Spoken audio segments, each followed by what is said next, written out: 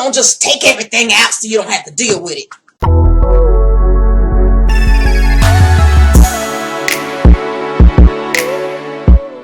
Hi Dawnies, welcome back to my channel. If you're new to my channel, I ask you to please like, subscribe, and share, because you're helping this disabled by watching my fables so I don't have to beg you. Now, I know most of my videos are silly and you know, lighthearted, but today I'm going to talk about a subject that's a little touchy, and I'm sure a lot of women can relate to this subject. Now, in this context, I'm going to call it the F word.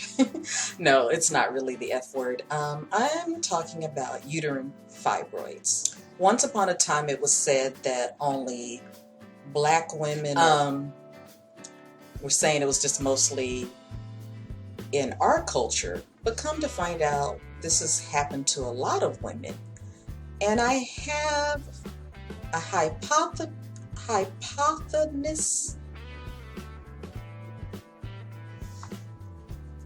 and a theory to why that is, but let me just tell my experience with having uterine fibroids. Uterine fibroids is basically a non-cancerous tissue that adheres to your uterus and can bulk up, and it feeds off the blood cells in that area, and sometimes it can make that area so big that you look like you're pregnant and you're not, or you think you're just super fat and you're not. It's because this benign tumor is growing inside of you, and it's getting bigger and bigger and bigger until you find a remedy to resolve the issue. It can also cause a lot of pain in that area, and also during your cycle you'll have heavy bleeding. What do you call it? I'm trying to make an adjective to this adverb. Anyway, heavy bleeding, horrible cramps. Sometimes you can't get out of bed for 3 days, which that's my case. When I first started, I was about 9 and didn't have that issue because I was going to an Afrocentric boarding school, and the diet there was mainly vegan. That was even before I knew what vegan meant. All I knew is that it was beyond vegetarian. We couldn't have milk, cheese, eggs, or fish. We even snuck in some fish one time and got in trouble. But anyway, so like I said, I was in that school for like 2 years, and I didn't have any complication when it came to my cycle. It wasn't until I started eating meat again that I noticed, oh, maybe this is an issue. Even at age 11, I was like, when I eat meat, I have cramps, but if I don't eat it, I don't have cramps. But for some reason, this child cannot stay away from a juicy, medium rare steak. I need to let the meat go so I don't have this issue, but y'all pray for me. So it wasn't until my mid-30s that I found out that I had uterine fibroids. The first doctor I went to, or OBGYN I went to, she was, oh my goodness, she was like curt in her speech and mean, and after her examination she came back in and she's like, well, you got uterine fibroids. We gonna just take everything out so you don't have to deal with it. And I'm like, well, let me say it again. Well, you got uterine fibroids, and since you don't need it anymore, we just gonna take it all out. You don't need it. I'm like, wait a minute. Look here, woman. Plus, my mother had always preached throughout my whole life, whatever you do, don't get a hysterectomy. Whatever you do, don't get a hysterectomy. She never really explained why, but she was really torn against it. I guess she felt it was just like ripping your insides out and taking your options away, and just basically mutilation. She felt it as to be mutilation. So therefore, that was not an option. Plus, I wasn't even 40 yet. I still need options. Just because I'm in my 30s, somebody may love me enough to get me pregnant. Wait a minute, lady, this is not what we're doing. And at this time, since she was like, you don't need it anyway, you shouldn't worry about getting pregnant at this late age, what have you. But there was just a lady on the news who was 60 that had a baby. Not that I want a baby at 60, but I do want options. So I had told one of my church friends about the situation. She told me to go check out her doctor.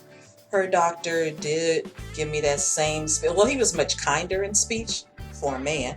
He was much kinder in speech, and he was like, yes, you have fibroids. Here are some options.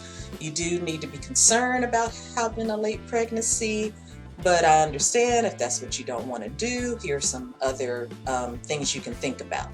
So I pondered over the things to think about. I really wanted to do the, I call it plastic pellets, but I think the proper term is embolization. See, that's why I didn't want to try to say it, because y'all know I can't speak.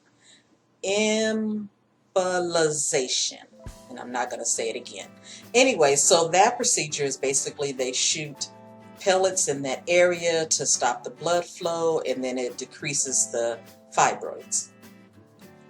The only problem with that, he was saying there hasn't been any studies. At that time, there hadn't been any studies done to find out if you are able to give birth with that type of procedure. So I was like, oh, and then he also told me there is a possibility after the procedure I chose that the fibroids can come back. So I was like, well, you know what? I'll wait till I'm 45 to see, if they come back. Then we will opt for the plastic pellets. And because at this time, like I said, I wasn't even quite 40 yet, so we'll just give it some time and see if they come back, and then we'll try that other procedure. But right now, we're going to go with a myomectomy. Basically, I'll just have the description on the screen while I'm talking, because I'm not a doctor. So maybe 2 weeks later, I'm getting prepped for surgery, and he's still telling me about all the complications and if this is the procedure I want to do. And I'm like, yes, I'm sticking with my options. So they put me to sleep or what have you, and after getting the myomectomy, I was awakened out of the sedation, and they were like telling me to wake up or what have you. And the only thing I had in mind from waking up from the procedure, I was like, is my uterus still there? And they said yes, and I went back to sleep.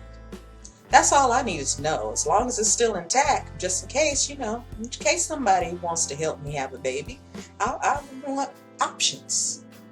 Is that going to be, how many times did I say options? Don't drink every time I say options. Well, if you drink, make sure it's water. Don't get drunk off of this video.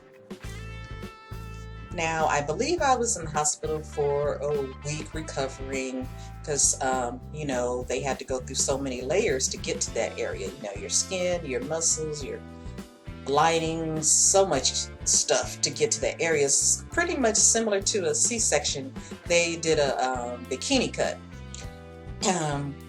So you really don't see the scar. Plus, when am I wearing a bikini? But I can say this was the first time I ever stayed in a hospital where the food not only looked good, it tastes good. And I'm going to put the pictures in the video or over my face so you guys can see how good this food looked. I was like, oh my goodness. And they gave me cheesecake. I was like, what hospital am I in? This is for the hoity-toties, huh? And so the doctor came in to see how my recovery was going. And he also asked me, do I want pictures of the fibroids? Now, y'all know I'm a little off. It's okay. That's the way the Lord made me. So I was like, yeah. So here are the pics for your convenience. You guys get to see a little part of me.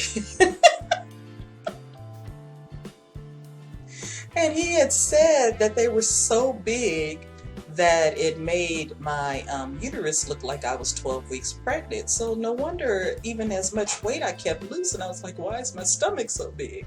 Well, that's why. And once I got home, I was told to, take it easy, don't climb stairs, don't do too much, to slowly start walking around the living room until I can build up my muscle again.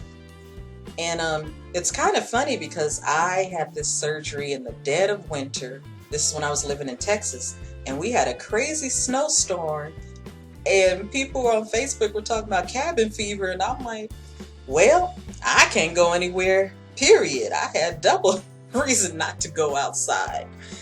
But yeah, that was interesting. Now, I mentioned earlier that, there is a chance that they come back. I think I had my surgery in 2010. So tell me why in 2016 on June 24th, I find out they came back. And I'm like, excuse me? Really, Lord? This is what we're doing right now? 2 days before my birthday, you're just like, happy birthday. So they came back, but the guy I was dating, we didn't date long, so he didn't come out to be a potential husband to find out if the pellet option would be a way to go if I ever wanted to get pregnant. And guess I'm a little too old to get pregnant now. I mean, I still have options, and I still have painful periods where I can't get out of the bed because they decide to come back. But I don't have any takers, not engaged, not dating, not married. So I guess we'll never find out. Well, maybe. I haven't even checked the Google to see if anybody was able to get pregnant from the pellet surgery.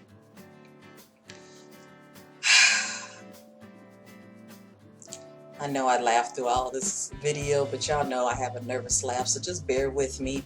I told you this subject's a little more serious than my other stories, so.